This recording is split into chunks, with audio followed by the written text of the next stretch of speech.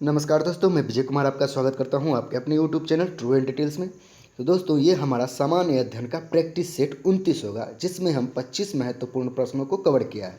और 25 में से आप कितने प्रश्न का उत्तर दे पाते हो वो कमेंट बॉक्स में हमें ज़रूर बताएं। और आखिरी में हमने आपसे एक सवाल भी पूछा है, जिसका जवाब आपके कमेंट बॉक्स में देना होगा दोस्तों। और उससे पहले हम कल के प्रैक्टिस सेट यानी प्रैक्टिस सेट 28 का जो क्वेश्चन होगा, और क्वेश्चन था आपसे जो मैं हमने पूछा है, उसका जवाब भी हम आपको बताएंगे। तो चलिए दोस्तों, शुरुआत करते हैं हमारा रेलवे एनटीपीसी और रेलवे ग्रुप डी से संबंधित सामान्य अध्ययन का प्रैक्टिस सेट 29 का क्वेश्चन। किस मछली के शरीर में विद्युत अंग पाए जाते हैं जिससे विद्युत निकलती है? 1 टारपीडो, 2 स्टारफिश, 3 व्हेल मछली, 4 इनमें कोई नहीं। तो इसका सही आंसर होगा दोस्तों ऑप्शन 1 टारपीडो। टारपीडो नामक एक मछली है जिसके अंग से विद्युत निकलती है दोस्तों, याद रखिएगा। तो चलिए आगे की ओर बढ़ते हैं।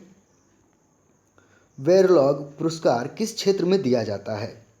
1 भौतिक विज्ञान, 2 जीव विज्ञान, 3 कृषि विज्ञान, 4 रसायन विज्ञान। तो इसका सही आंसर होगा दोस्तों ऑप्शन 3 कृषि विज्ञान के क्षेत्र में दिया जाता है वेरलॉग पुरस्कार। याद रखिए दोस्तों, वेरलॉग पुरस्कार कृषि विज्ञान क्षेत्र में दिया जाता है। तो चलिए हम अगले प्रश्न की ओर बढ़ते हैं।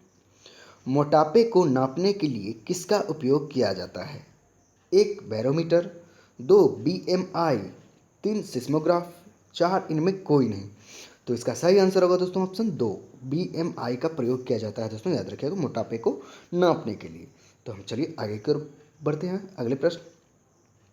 एक मानव शरीर में अनैच्छिक मांसपेशियां कहाँ होती हैं? 1 दिल में, 2 फेफड़ा में, 3 यकृत में, 4 इनमें कोई नहीं। तो इसका सही आंसर होगा दोस्तों ऑप्शन 1 हृदय में, सॉरी दिल में होता है। यहाँ मिस्टेक से लिखा गया, इसके लिए सॉरी। तो ऐसे ही दोनों एक ही चीज़ है, दिल है हृदय एक ही चीज़ है। चलिए आगे कर बढ़ते हैं अगले प्रश्न की ओर। आइंस्टाइन का विशेष सापेक्षता का सिद्धांत सबसे पहले किस साल में प्रस्तावित किया गया? आइंस्टाइन का विशेष सापेक्षता का सिद्धांत सबसे पहले किस साल में प्रस्तावित किया गया? 1 1920 में, 2 1935 में, 3 1908 में, 4 1905 में। तो इसका सही आंसर होगा दोस्तों ऑप्शन 4 1905 में। याद रखिएगा दोस्तों, 1905 में सबसे पहले प्रस्तावित किया गया था। तो चलिए आगे की ओर बढ़ते हैं। अगला प्रश्न। ब्लीचिंग पाउडर का सर्वाधिक सक्रिय घटक है? 1 calcium sulphate, 2 calcium chloride, 3 calcium hypochlorite, 4 इनमें कोई नहीं। तो इसका सही आंसर होगा दोस्तों ऑप्शन 3 कैल्शियम हाइपोक्लोराइड। तो चलिए हम अगले प्रश्न की ओर बढ़ते हैं। वायु प्रदूषण के संदर्भ में पीएम का क्या तात्पर्य है? 1 primary meter, 2 pollution meter, 3 particulate meter, 4 इनमें कोई नहीं। तो इसका सही आंसर होगा दोस्तों ऑप्शन 3 पार्टिक्यूलेट मीटर। याद रखिएगा दोस्तों, पीएम का तात्पर्य है पार्टिक्यूलेट मीटर। तो चलिए हम आगे की ओर बढ़ते हैं। ब्लॉटिंग पेपर द्वारा स्याही सोखने का क्या कारण है? 1 कैपिलरी प्रक्रिया, 2 श्यानता, 3 कागज का घनत्व, 4 इनमें कोई नहीं। तो इसका सही आंसर होगा दोस्तों ऑप्शन 1 कैपिलरी प्रक्रिया। याद रखिएगा दोस्तों, कैपिलरी प्रक्रिया। तो चलिए हम अगले प्रश्न की ओर बढ़ते हैं। पानी से हाइड्रोजन को अलग करने की प्रक्रिया को क्या कहा जाता है? 1 पृष्ठीय तनाव, 2 विद्युत विघटन, 3 वाष्पीकरण, 4 इनमें कोई नहीं। तो इसका सही आंसर होगा दोस्तों ऑप्शन 2 विद्युत विघटन। याद रखिएगा दोस्तों, पानी से हाइड्रोजन को अलग करने की प्रक्रिया को विद्युत विघटन कहा जाता है। तो चलिए हम अगले प्रश्न की ओर बढ़ते हैं। अगला प्रश्न देखते हैं। बृहदीश्वरा मंदिर किस प्रकार की सामग्री से बनाया गया है? ऑप्शंस देखते हैं। 1 संगमरमर से, 2 ग्रेफाइट से, 3 ग्रेनाइट से, 4 इनमें कोई नहीं। तो इसका सही आंसर होगा दोस्तों ऑप्शन 3 ग्रेनाइट से। याद रखिएगा दोस्तों, ग्रेनाइट से। तो चलिए हम अगले प्रश्न की ओर बढ़ते हैं। चावल के प्रथम साक्ष्य कहाँ से प्राप्त हुए हैं? 1 कालीबंग से, 2 लोथल से, 3 पुणे से, 4 इनमें कोई नहीं। तो इसका सही आंसर होगा दोस्तों ऑप्शन 2 लोथल से प्राप्त हुए चावल के प्रथम साक्ष्य। याद रखिएगा दोस्तों, लोथल से। तो चलिए आगे की ओर बढ़ते हैं हम। अगला प्रश्न। वैदिक धर्म का मुख्य लक्षण किसकी उपासना थी? 1 इंद्र की, 2 अग्नि की, 3 शक्ति की, 4 प्रकृति की। तो इसका सही आंसर होगा दोस्तों ऑप्शन 4 प्रकृति की। याद रखिएगा दोस्तों, मुख्य लक्षण थी प्रकृति की उपासना। याद रखिएगा वैदिक धर्म का। तो चलिए हम अगले प्रश्न की ओर बढ़ते हैं। अगला प्रश्न। स्वदेशी आंदोलन के अंतर्गत राष्ट्रवादियों द्वारा राष्ट्रीय शिक्षा परिषद का गठन कब किया गया था? 1 1905 में, 2 1908 में, 3 1906 में, 4 1909 में।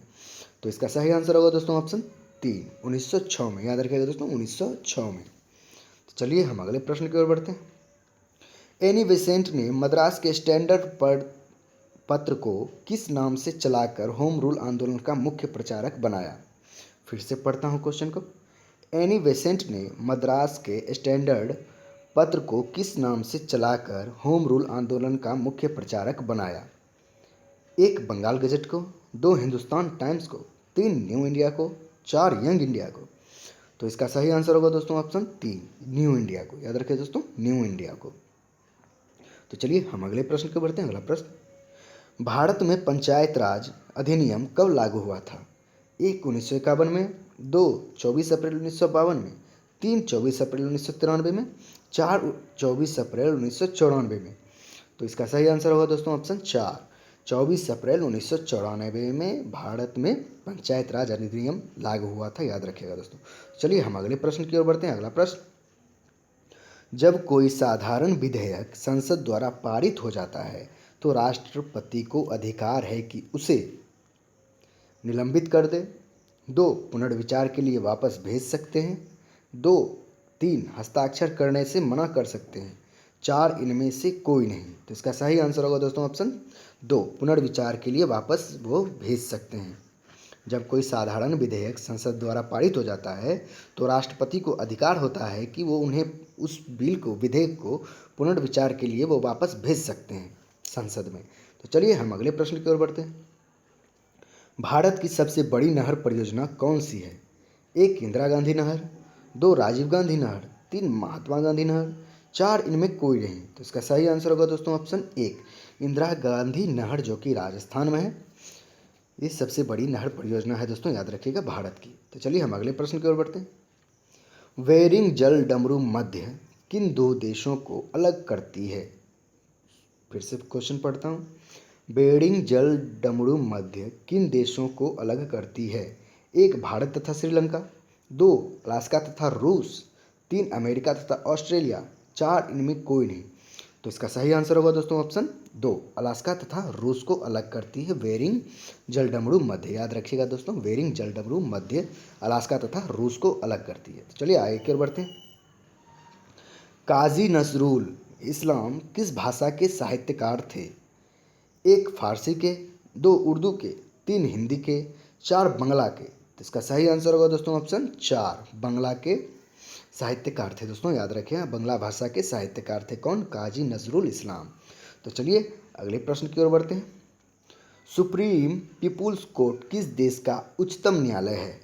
1 अमेरिका का, 2 भारत का, 3 नेपाल का, 4 चीन का।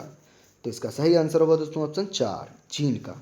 सुप्रीम पीपुल्स कोर्ट चीन देश का उच्चतम न्यायालय है। याद रखिएगा। तो चलिए हम अगले प्रश्न की ओर बढ़ते हैं। भारत की दूसरी महिला जो सर्वोच्च न्यायालय की न्यायाधीश बनी वो कौन थी? 1 फातिमा बीबी, 2 सुजाता मनोहर, 3 अंजलि मेहता, 4 सोनम तिवारी। तो इसका सही आंसर होगा दोस्तों ऑप्शन 2 सुजाता मनोहर। याद रखिएगा दोस्तों सुजाता मनोहर। तो चलिए आगे की ओर बढ़ते हैं अगले प्रश्न की ओर। 11वीं शताब्दी का प्रसिद्ध लिंगराज मंदिर कहाँ है? 1 भोपाल में, 2 शिमला में, 3 जयपुर में, 4 भुवनेश्वर में। तो इसका सही आंसर होगा दोस्तों ऑप्शन 4 भुवनेश्वर में। याद रखिएगा प्रसिद्ध लिंगराज मंदिर भुवनेश्वर में है। तो चलिए हम अगले प्रश्न की ओर बढ़ते हैं। किस सिख गुरु ने फारसी में जफरनामा लिखा था? 1 गुरु नानक ने, 2 गुरु तेग बहादुर ने, 3 गुरु गोविंद सिंह ने, 4 इनमें कोई नहीं। तो इसका सही आंसर होगा दोस्तों ऑप्शन 3 गुरु गोविंद सिंह ने। याद रखिएगा दोस्तों गुरु गोविंद सिंह ने फारसी में जफरनामा लिखा था। तो चलिए हम अगले प्रश्न की ओर बढ़ते हैं। विश्व विरासत दिवस कब मनाया जाता है? 1 8 अप्रैल को, 2 18 अप्रैल को, 3 28 अप्रैल को, 4 इनमें कोई नहीं। तो इसका सही आंसर होगा दोस्तों ऑप्शन 2 18 अप्रैल को विश्व विरासत दिवस मनाया जाता है दोस्तों। याद रखिएगा 18 अप्रैल को। तो चलिए हम आखिरी प्रश्न की ओर बढ़ते हैं। हमारा आखिरी प्रश्न, फीफा विश्व कप 2014 में अर्जेंटीना का कप्तान कौन था? फीफा जो कि एक फुटबॉल विश्व कप है दोस्तों, देखते हैं options. 1 Sunil Chhetri, 2 Ronaldo, 3 Lionel Messi, 4 बाम्बरिका। तो इसका सही आंसर होगा दोस्तों ऑप्शन 3 लियोनेल मेसी। फीफा विश्व कप 2014 में अर्जेंटीना का कप्तान लियोनेल मेसी थे दोस्तों, याद रखिएगा। बहुत महान क्रिकेटर फुटबॉलर हैं, बहुत अच्छे फुटबॉलर हैं। तो चलिए जो कल का प्रश्न था उसका उत्तर देख लेते हैं। कल का प्रैक्टिस सेट का प्रश्न जो कि आपके लिए दिया गया था, प्रश्न था हिंदू मुस्लिम एकता का प्रतीक सुलहकुल उत्सव कहाँ आयोजित होता है। तो आपका उत्तर होगा दोस्तों आगरा में। याद रखिए दोस्तों, आगरा में आयोजित होता है हिंदू मुस्लिम एकता का प्रतीक सुलहकुल उत्सव। तो चलिए दोस्तों जो आज का प्रश्न है आपके लिए वो देख लेते हैं। प्रश्न है धरती के प्राकृतिक उपग्रह कितने हैं। धरती के प्राकृतिक उपग्रह कितने हैं। तो दोस्तों ये बहुत ही बच्चों वाली सवाल है, तो ऑप्शन भी आपके पास है सामने, तो इसका जवाब आपको कमेंट बॉक्स में देना है दोस्तों। अगर ये वीडियो पसंद आया हो तो वीडियो लाइक करें, शेयर करें और मेरे चैनल को सब्सक्राइब करके बेल आइकन को दबा दीजिए, ताकि जिस तरह इसी प्रकार का प्रैक्टिस सेट आपको पहले मिले दोस्तों। और वीडियो पसंद आया तो कृपया लाइक करें, अगर पसंद नहीं भी आया हो तो डिसलाइक ज़रूर कर सकते हैं दोस्तों। तो इसके लिए देखने के लिए बहुत बहुत धन्यवाद दोस्तों। आज तक के लिए इतना ही। जय हिंद, जय भारत।